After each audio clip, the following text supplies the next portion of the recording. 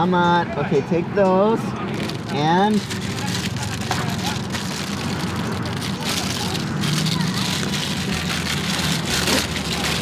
you like Spider-Man? Ah, bye-bye. It's a little bit difficult. I had some sandals that fit the younger boy, and then all the other kids wanted a pair of sandals too. So sometimes you could be kind to one, and you wish you could be kind to everybody, but it's not always possible. So when it comes to kindness, I think we need to know what we could do and what we can't do. Sometimes it's hard not to be able to be kind to everybody, but we could do what we could do, and hopefully somebody else will be kind to the rest in the future. I've always wanted to be a flower boy. Today I'm going to pick up some flowers for some good friends. They're gonna have a very special occasion, and it was my job to pick up the flowers for them. So come along, let's try to find some pretty flowers. I just passed the flower place like a dummy. Let's try that again.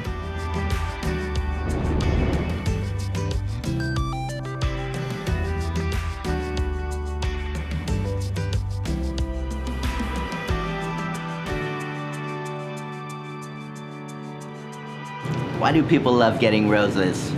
Let's talk about that in this episode. There's something about being kind to other people that is so important in life.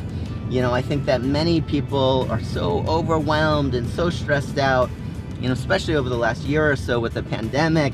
People have so much emotional energy that is just drained away in their life, and acts of kindness, I think, are something that have been in short supply.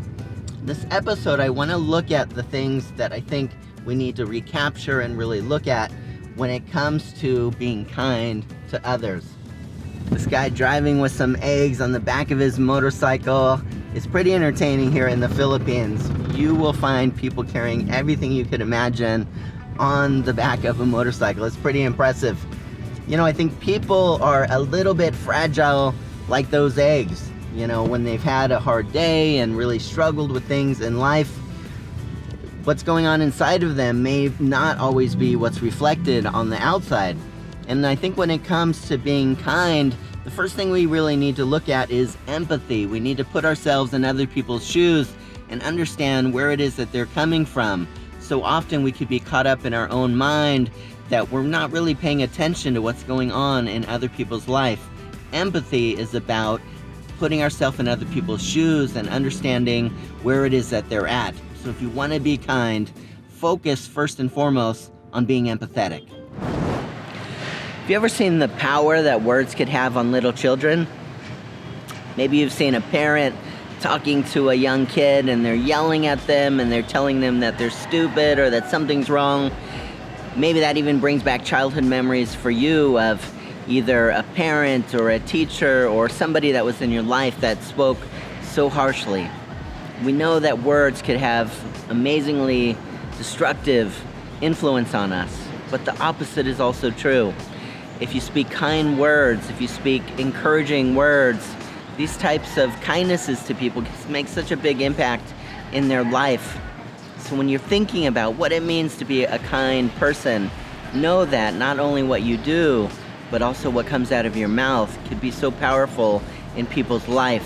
Things that you say have the power to break, but they also have the power to heal, the power to motivate, and so use your words carefully, use your words wisely.